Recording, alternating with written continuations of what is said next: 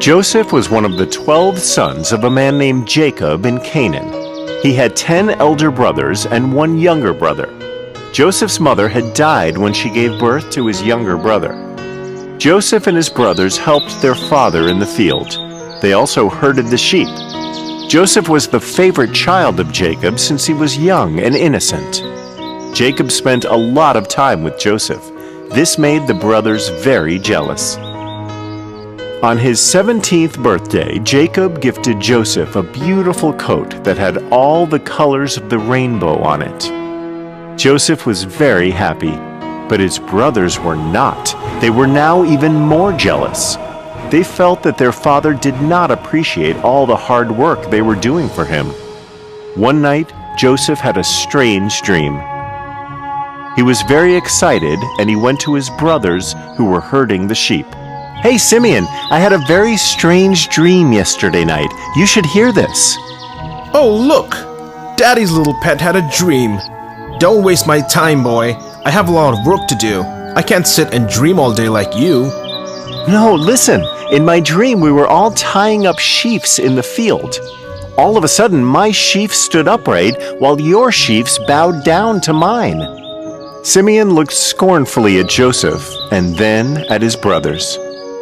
"Oh, he isn't just stupid. He thinks even we're stupid." "No, this was my dream. And listen, in another dream, the sun, the moon, and the stars were all bowing down to me. That was so beautiful." "So now you want us to bow down to you, huh? Run away before we beat you with this stick." One day, Jacob sent Joseph to check on his brothers who were resting on the hillside. They were actually talking about Joseph and how irritating he was. When they saw Joseph running to them from a distance, they got so angry that they actually planned to kill him. Reuben, the eldest brother, felt strongly against this, but he knew that his brothers were too angry to listen to him. "Let's kill this irritating boy and we don't have to worry about him ever again. What do you think, my brothers?" "Come on, Simeon. We're his brothers. We can't just kill him. We'll just throw him into this deserted well and decide what to do with him later." That's a good idea." As Joseph came to where their brothers were resting, Simeon and Reuben held him while another brother took off his colorful coat. Then they threw him into the well. The brothers returned home, leaving Joseph all alone in the well. Reuben was sad at what happened. He planned to come around later and rescue Jacob. Just then they saw a group of merchants were passing by. They were from Egypt and were returning after selling their merchandise. Then Levi, another brother, had an idea. "Why don't we sell Joseph to these Egyptian merchants? That way we can get rid of him once and for all without killing him." "That's a great idea, Levi. Let's do it. Call those merchants here. We'll also have some money on our hands." "Where is Reuben? Will he agree with this?" He went to pick up something. Don't worry, he'll agree with us." The brothers tied Joseph's hands behind his back and sold their little brother to the merchants for 20 silver coins.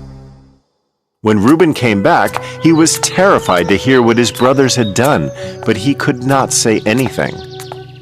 The brothers then took Jacob's coat and sprinkled it with the blood of a goat. The brothers went back to Jacob and told him that Joseph had been captured by a wild animal.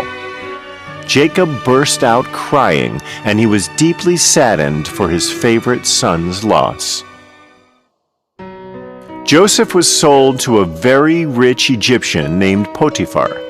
He was an assistant to the Pharaoh. Joseph was very intelligent and hardworking. He was also very handsome. Potiphar was very pleased with Jacob and put him in charge of all his properties. Unfortunately, Potiphar's wife one day had an unnecessary argument with Joseph. Since she was upset with him, she told lies about Joseph to her husband.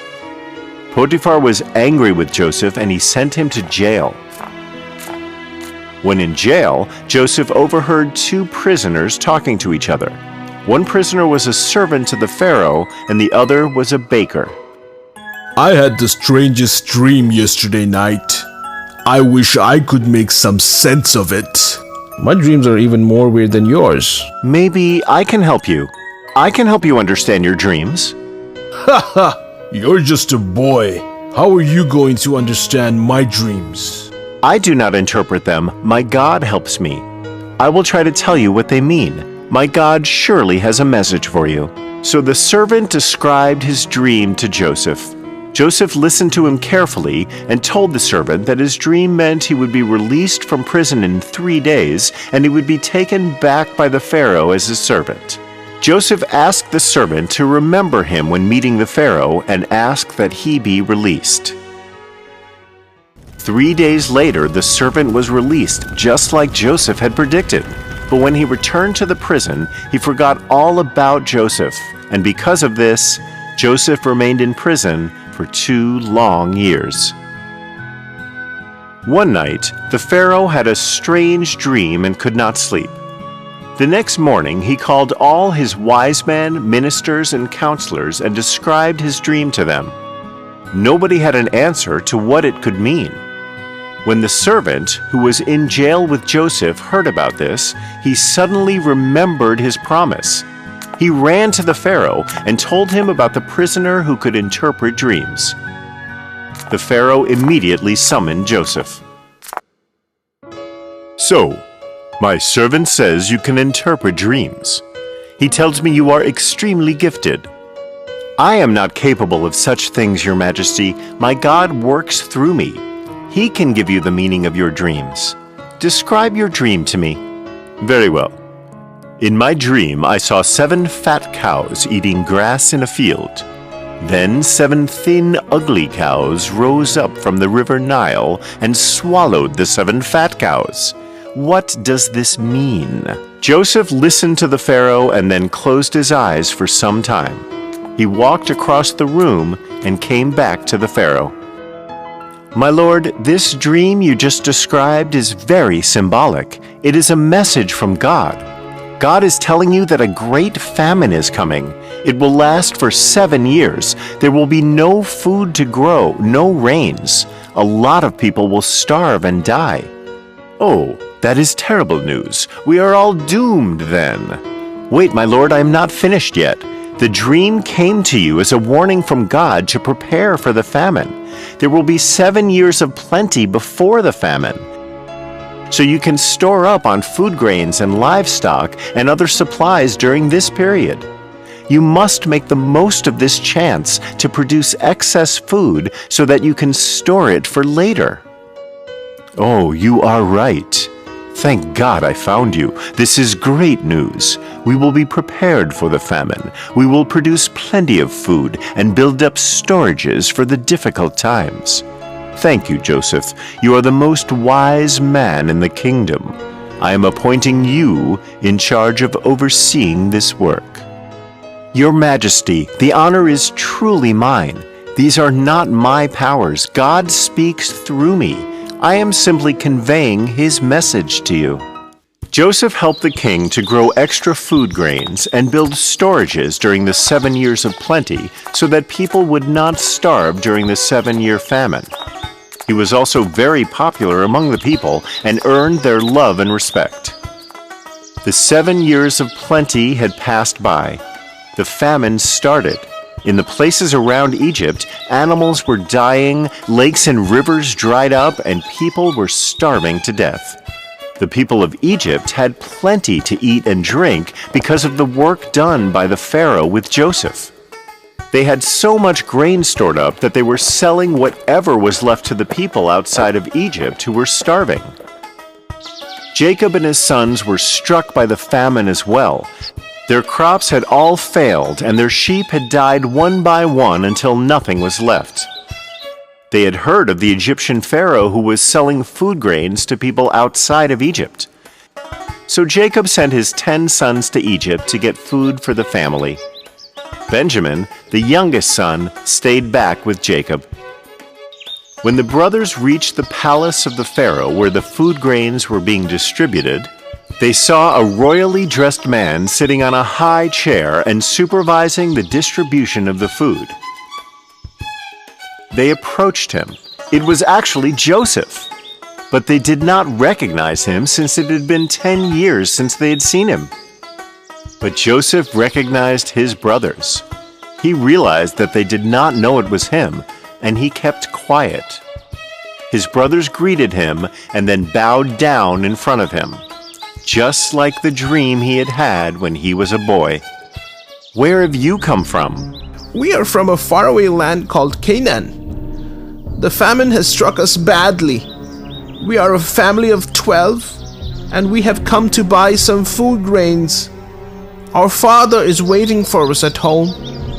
I do not believe you. You look like spies. Are you here to bring harm to our people? No, my lord. We're not spies. We're just hungry travelers in search of food. Please give us some food grains and we will be on our way home to our father. Please help us. Okay. Get up. I will sell you my grains, but you must bring your youngest brother and father when you come next time. Thank you, my lord. We will do that. The next time, Jacob and Benjamin went with the other brothers to Egypt to meet the Pharaoh. Joseph was overjoyed to see his father and little brother. After some time, Joseph revealed himself to them. Reuben, I am the brother you sold off to the Egyptians. Oh, my brother, it's really you. What have I done? Do not fear me. I hold no anger against you. Because of you, I was able to meet great people and be of service to these people. I was able to help feed them in the time of starvation. I have earned their love and respect, all because of you. I want all of you to come here in Egypt and live with me. Jacob could not believe that his darling son was alive after all these years. He ran to him and hugged him, while his brothers bowed down to him, just as he had dreamt many, many years ago.